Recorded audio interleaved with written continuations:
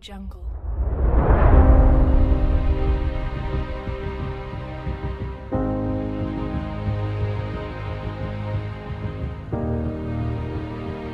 Audio Jungle. The four of diamonds. Thank you. But I said that this was a trick not for the eyes, but for the mind. You see, there is no deck of cards. This is completely... I was doing a show recently and somebody says right in the middle of the show, hey, when you're done with that trick, can you do a trick for this guy? And I thought, it's a weird thing to say because I'm doing magic for everybody. And he said, no, you don't understand.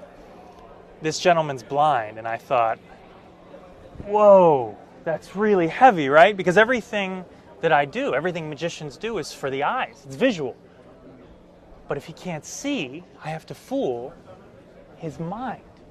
So right on the spot, I thought of something and I did it, and I'm going to show that to you right now.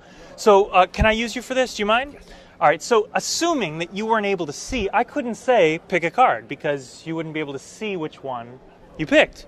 And I couldn't even say to you, here, take this deck of cards and take anyone out you want, because even if you could feel it, you couldn't see which one that you got. So I have a perfect way of doing this. You right or left-handed? Left-handed. So hold out your right hand, put your other hand on top.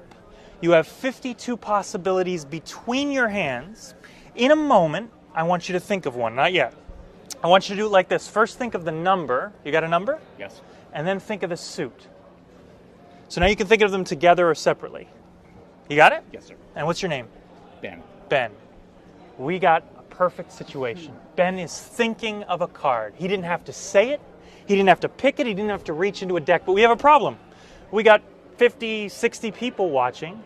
Only Ben knows what the card is. All of you need to know what the card is, or I can't fool your mind. So here's what I'll do. I'll blindfold myself, and I'll turn away. And when I do, everybody stare at Ben's hands. I've got a way of coding the card in his mind to all of you where he doesn't have to say a word. Here's how it's going to work.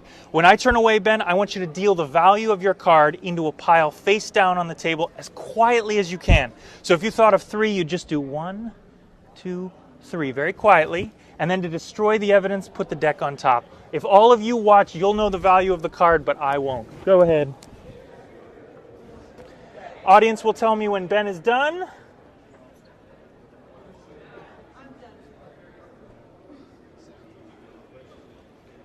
Ben's done. All right.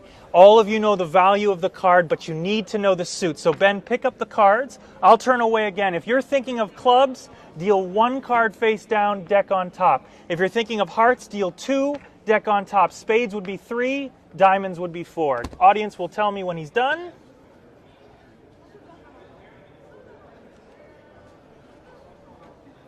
Done. Perfect. Think of this situation. All of you know what card Ben thought of, and he didn't have to say a word. It was just in his mind, and now it's in all of your minds, everybody except for me. And the question becomes, how can I find a card for someone's mind? And I'll tell you how. I'm going to do it by feel. I'm going to do it by feeling for the one that feels like yours. Like this. Something right here feels different. Ben, you didn't leave, did you? I'm still here.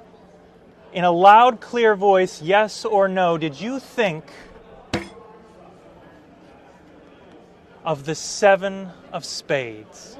Yes.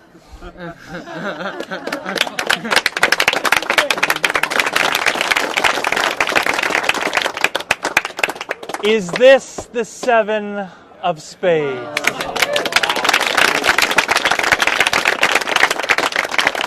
But you see, that's a trick for your eyes.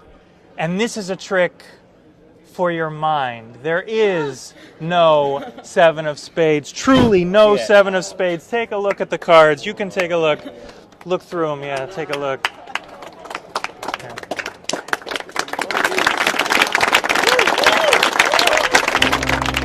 I think I can say it without giving anything away. I absolutely did not do a deck switch. You did not do a deck switch? Well, then I do know what you did do then. I think you fooled us. That was the way you did it.